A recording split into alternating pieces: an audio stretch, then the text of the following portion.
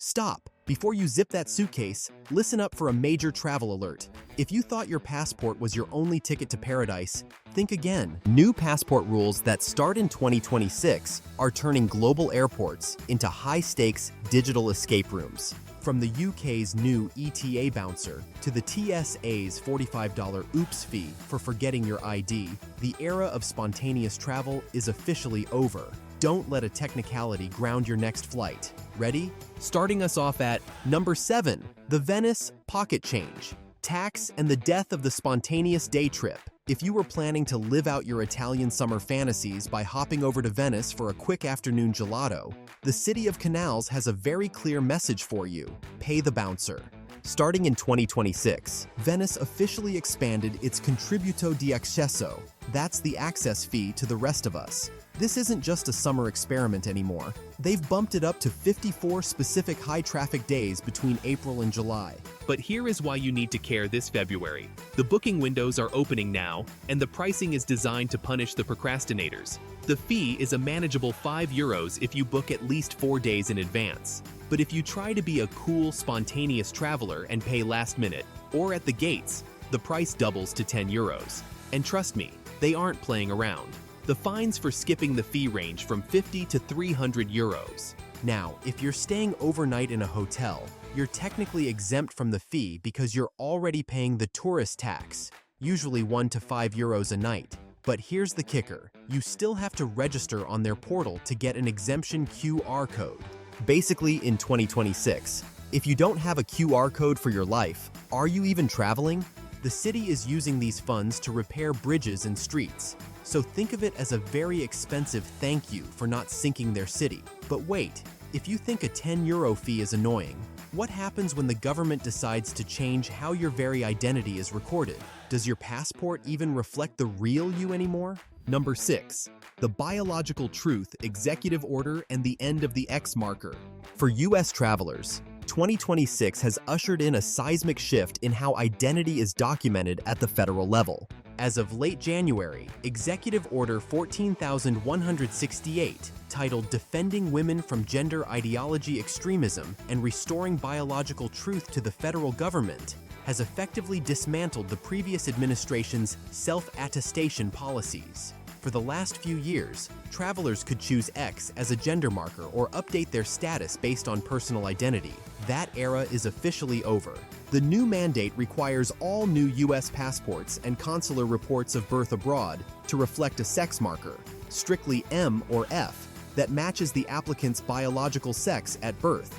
This policy was reinforced on November 6, 2026, when the U.S. Supreme Court stayed an injunction that had temporarily blocked the order. This ruling allowed the Department of State to move forward with a binary-only system, even while legal challenges continue to wind through lower courts. If you currently hold a passport with an X marker, it remains a valid travel document until its expiration date. However, the moment you apply for a renewal or a replacement, the biological truth standard applies. Under the current guidance, self-attestation is dead. You can no longer request a marker change based on gender identity. Birth certificates are final. The State Department now uses birth documentation or secondary evidence to establish biological sex at birth. The X is gone. The option for a non-binary marker has been removed from all federal passport application forms, including the DS-11 and DS-82. Travelers attempting to bypass these rules or submitting conflicting documentation should expect significant administrative hurdles. In early 2026, reports surfaced of the State Department withholding applications and requesting extensive secondary evidence to prove sex at birth. For those caught in this transition, the simple renewal process has evolved into a landscape of potential legal fees and months of waiting. Your identity, as far as the government is concerned, is now tied to a biological snapshot from birth. But as the Dropbox for visas reverts to stricter standards and passport vetting intensifies, travelers are learning that in 2026, the most valuable travel asset isn't a status. It's a massive head start on paperwork. Number 5, the Great US Visa Dropbox Reversion. For non-US citizens living in the States or those looking to renew their visas abroad, February 2026 officially marked the end of the easy era. During the height of the pandemic, the US Department of State acted as the cool parent, allowing travelers to renew their visas without an in-person interview if their previous visa had expired within the last 48 months. It was a streamlined, stress-free process that kept global talent moving despite the chaos. As of February 18, 2026, the cool parent has left the building. Eligibility window for the interview waiver, commonly known as the drop box, has shrunk back to the pre-pandemic standard of just 12 months. If your visa expired 13 months ago, you no longer qualify for a waiver. You are now required to schedule and attend an in-person interview at a U.S. embassy or consulate. The criteria have become even more granular. To use the drop box, you must be renewing the exact same visa category. If you initially entered the U.S. on an F1 student visa and are now applying for an H-1B work visa, the interview waiver is off the table. Even if you have a flawless immigration record, the change in status triggers a mandatory face-to-face meeting with a consular officer. Adding to the February frustration was a massive system migration. From February 5th to February 7th, 2026, the USTravelDoc system underwent a total overhaul, rendering fee payments and appointment scheduling unavailable for 3 days. When the system returned on February 8th, it brought a strict new protocol. Every applicant must create a brand new profile. The catch? You must use the exact same email address associated with your previous profile. If you use a new email, your existing payment receipts and appointment history will vanish into a digital void, forcing you to navigate a bureaucratic maze to reclaim your funds. This shift back to meticulous planning means that a visa renewal is no longer a quick errand. Between the narrowed eligibility and the technical hurdles of the new system, travelers are being advised to start their applications at least 6 months in advance. We've handled domestic travel and visa renewals, but the stakes are rising. If you show up at the airport in 2026 and realize you've forgotten your ID, that simple mistake is about to become a very expensive lesson in modern security. Number 4. The $45 I forgot my ID fee, TSA Confirm ID. We've all seen the Gold Star news. By May 7th, 2026, you absolutely must have a real ID-compliant license or a passport to fly domestically in the US. But the TSA knows we're forgetful human beings who leave our wallets in the Uber. So, starting February 1st, 2026, they've officially launched a safety net called TSA Confirm ID. Here's the deal.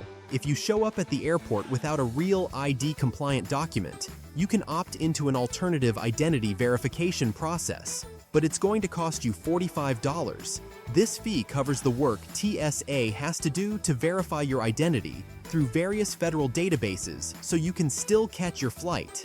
The catch? That verification is only good for 10 days of travel, so essentially, forgetting your ID is now a $45 oops fine. It's better than being grounded, but it's definitely not light on the wallet. If your license doesn't have that gold star in the top right corner, you're technically not real ID ready. And while you can still use a passport for domestic flights, the TSA is already posting signs in every airport in America warning you that the clock is ticking. If you're a non-US citizen, your acceptable ID list is even shorter, often requiring a permanent resident card or a foreign passport. Quick mid-video check. If this info is currently saving you from a total travel meltdown, do me a favor and comment passport below.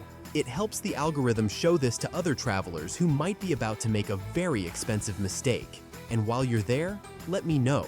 What's the weirdest thing that's ever happened to you at customs? I once saw a guy try to bring a whole frozen salmon through security in a briefcase. I wish I was joking. Anyway, back to the serious stuff. If you're heading across the pond to see Big Ben, you're about to meet the UK's new digital bouncer. And trust me, he has a very specific list of questions and a very high cover charge for some of you. Number 3.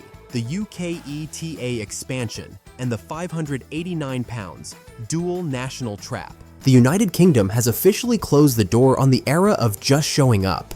As of January 8th, 2026, the UK mandated that all non-European travelers who previously enjoyed visa-free entry, including Americans, Canadians, and Australians, must obtain an electronic travel authorization, ETA.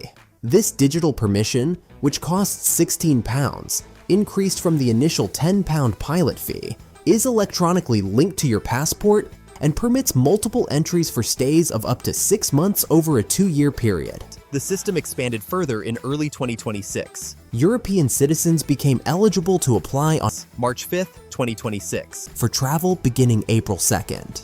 By February 2026, the Home Office moved into a strict enforcement phase, meaning that without a valid ETA or a specific exemption, airlines and carriers are now legally required to deny boarding at the gate. However, the most significant horror story of this digital shift involves the dual national trap. Many travelers who hold both a British passport and a passport from another visa-exempt country, like the US or Australia, have long relied on their foreign passport for convenience. Under the new rules, this is a recipe for disaster. Because British citizens are legally ineligible for an ETA, the system will often flag and block applications from dual nationals. To board a flight to the UK, these travelers now have only 2 options.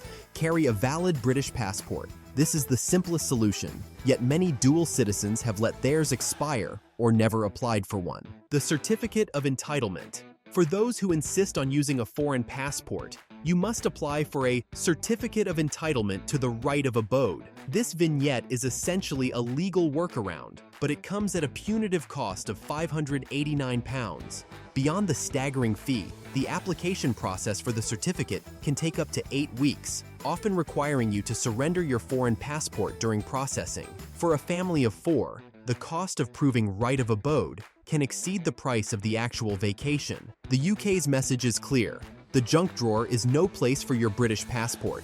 If you're a dual national planning a trip, find that blue or burgundy book now, or be prepared to pay the world's most expensive paperwork tax. Number 2. Israel's mandatory ETAIL and the pixel problem. As of January 1st, 2026, the grace period is over. Israel has officially transitioned its electronic travel authorization, ETAIL, from a pilot program to a hardline requirement for all visa-exempt travelers. This isn't a mere suggestion or a form you can breeze through while waiting in the boarding lounge. It is a strict no ETA, no flight policy that has fundamentally altered the pre-travel checklist for millions. While the cost is modest, 25 Israeli shekels, approximately $7, for a 2-year authorization, the logistical stakes are incredibly high. The most critical change is the timeline. Travelers are now advised to apply at least 72 hours before booking a flight or hotel. This reversal of the traditional book then authorize workflow is due to the system's aggressive screening process. Unlike more lenient systems, the ETAIL cross-references international security databases and criminal records with surgical precision. If the algorithm flags a potential tie to a hostile entity or a discrepancy in your history, you aren't just delayed, you are grounded. The real nightmare for the average traveler, however, is the technical vetting of the required photo. The system demands a resolution of at least 600 by 800 pixels against a stark white background. This isn't just about aesthetics. It's about machine learning compatibility. The AI bouncer will instantly reject files with subtle shadows or uneven lighting, tinted lenses or heavy frames that obscure facial geometry, slight motion blur, or low-grade selfie compression. A technical rejection drops your application into a manual review queue, which can take days or even weeks to resolve. Beyond the pixels, your digital footprint is now a primary travel document. In one high-profile 2026 incident, a traveler was pulled from a boarding line at LAX and detained for 12 hours after a digital background check flagged specific social media posts. In this new era, your online presence is scrutinized just as closely as your physical passport. We've covered taxes, sex markers, and digital bouncers. But the final boss, 2026 travel, is a global shift that's trading ink stamps for biometric data. Number 1, the biometric revolution, EU EES, Brazil and Thailand. The biggest change of all isn't just one country. It's a global border overhaul that officially hit full speed in early 2026. First up, Europe's Entry/Exit System, EES. The phased rollout is happening right now, which means you are officially saying goodbye to the passport stamp. Instead of a cute ink memento, you're getting a digital record that tracks your 90 days in 180 rule automatically. On your first visit to the Schengen zone, you will have to provide 4 fingerprints from one hand and a live facial image at a dedicated booth. If the airport kiosks aren't compatible with your passport chip, A major issue reported at French airports in late 2025 and early 2026. prepare for queues that will make you miss your connection. Even a single fingerprint glitch can prompt a secondary inspection. Then there's Brazil. After multiple delays, the visa requirement for US, Canadian, and Australian citizens officially returned on April 10, 2026. This is an e-visa system, but it is not light. You have to provide printed bank statements for the last 30 days, showing a balance of at least $2,000. And here is the ultimate traveler horror story: a missing middle name. One writer found out the hard way that because the e-visa form didn't have a designated middle name box, she left it off. When she got to the airport, her visa didn't match her passport, and she was denied entry. The secret: you have to manually concatenate your first and middle name into the first name box. If you don't, you might have to pay $130 for an emergency visa at the border, if they even let you stay. And finally, Thailand. On May 1st, 2026, the Thailand Digital Arrival Card, TDAC, officially replaced the old paper forms. You have to fill it out within 72 hours of arrival. It's mandatory for every entry, and it's tied to automated gates that use QR codes for faster entry. The era of spontaneous travel is dead. In 2026, your passport is just the physical key. The real permission lives in the cloud, governed by algorithms that don't care if you're only staying for a weekend. Before you head out to check your expiration dates, make sure to check out our next video on the 10 items that will get you flagged by TSA in 2026. You're going to need it. Don't forget to like, subscribe, and hit that notification bell so you never miss a travel update. Safe travels, everyone, and seriously, check that middle name.